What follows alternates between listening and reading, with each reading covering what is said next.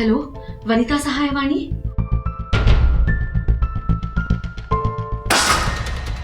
ನನಗೆ ಎದುರು ಮಾತಾಡಬೇಡ. ನಾನು ಹೇಳಿದಷ್ಟು ಕೆಲಸ ಮಾಡಷ್ಟೇ, ಇಲ್ಲ ನಾನು ಬಿಟ್ಟಿರೋ.